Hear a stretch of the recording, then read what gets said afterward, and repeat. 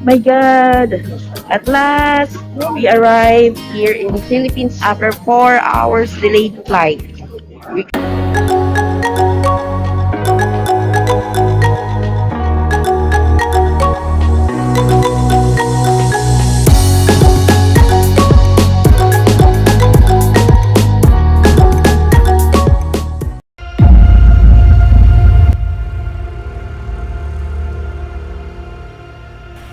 Yes, nakaka-surprise nga. Nang makita ko na sa flight map na papasok na kami ng Pilipinas, biglang nag-detour, nag-divert ang aming flight from Philippines to Hanoi, Vietnam. Kung bakit, hindi ko pa sure. Sabi nga ng mga kasama namin sa flight, yung mga Pilipino, ay bigla daw nag-brown out or black out sa buong Pilipinas. Nakakagulat naman kasi may generator. Sapat ba yun para i-divert yung flight namin to Vietnam? Iniisip ko na tuloy kung gusto na kaya itong mga family ko na naghihintay sa amin. Lahat kami mga nakasakay doon, left confused kung anong nangyari kasi walang definite notice or message from the crew or the captain. Basta, ewan ko. When I get the chance to go to the toilet, nakita ko din yung stewardess at saka yung steward. Tinanong ko sila kung bakit delayed. Sabi nila, wala daw radar sa buong Pilipinas.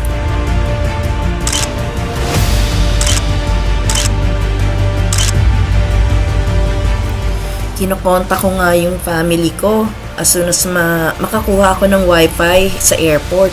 Buti na lang meron kasi wala pa naman akong Philippine SIM para makontak sila locally.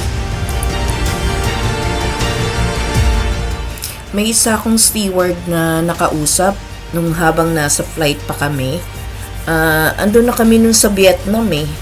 And tinanong ko siya kung anong nangyayari. Sabi sa amin nung steward, pupunta daw yung flight namin sa Vietnam, and then lilipat kami sa ibang plane. May mag-escort daw sa amin, kaya nothing to worry about. Pero yung the reason, hindi naman niya sinabi.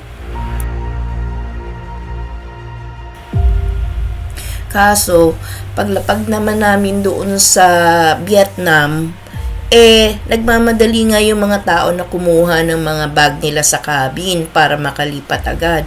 But then, sabi ng staff, wag daw kaming lalabas or magstay lang daw kami sa loob kasi nag-change plan. Kung bakit, we're still hanging on the answers. After a few minutes, tinanong ko uli yung steward.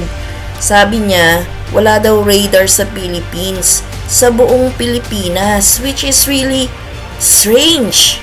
Ngayon lang nangyari yun, na mawala ng radar ang isang bansa. For what reason, ay hindi natin alam.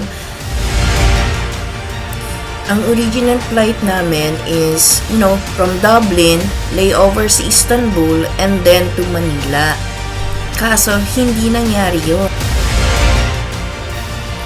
Diverted ang flight namin from Istanbul to Hanoi, Vietnam. 2 hours from Philippines to Vietnam, and then 2 hours going back to Manila nang nag-resume na yung flight.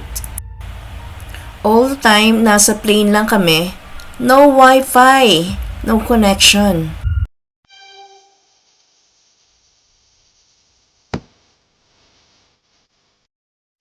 but they've got where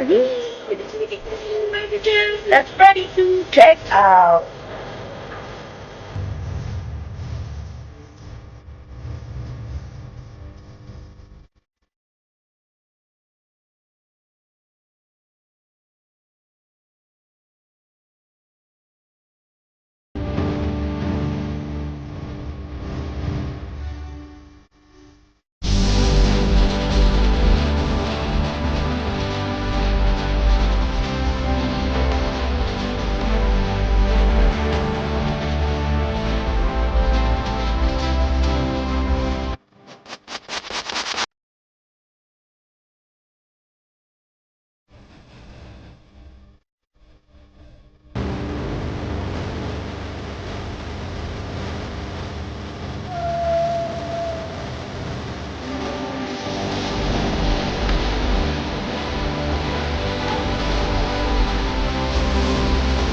salita sa buhay.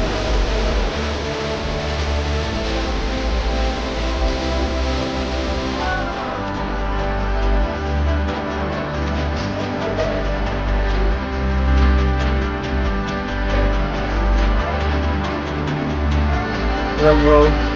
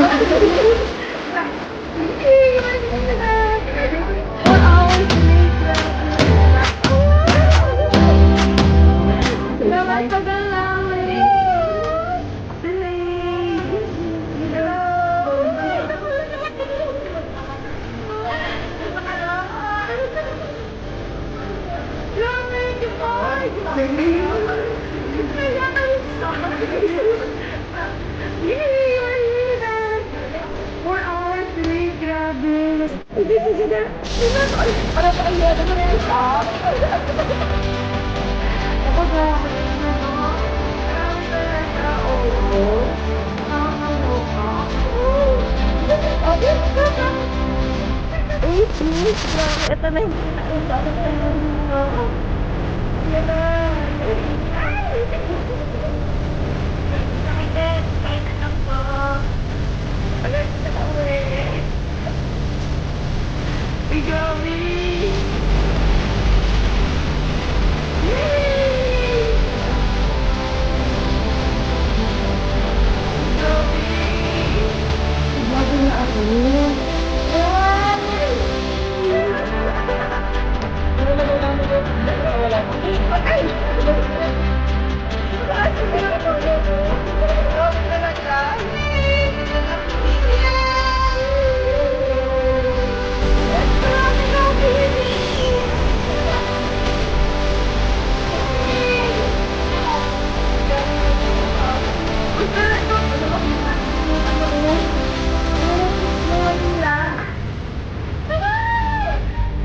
grabe. At sasabihin natin, come on.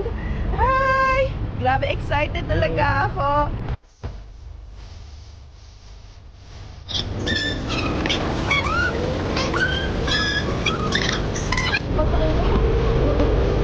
Ay, ayan na. Andito na talaga, oh, batalyon. Yan, yan. Ah.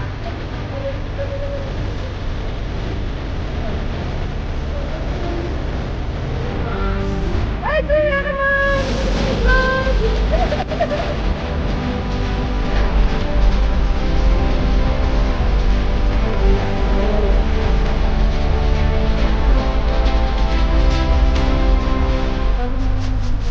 At ganito talaga kami. Basta't magsama-sama, puro tawa. At lalo na, may reunion pa. Bonus! After all! Thank God.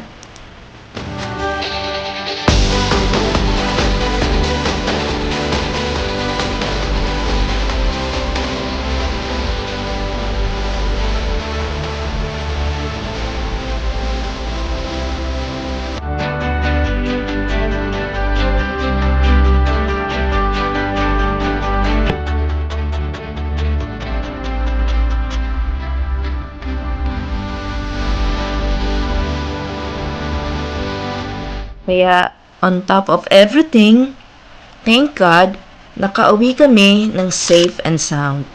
Thank God.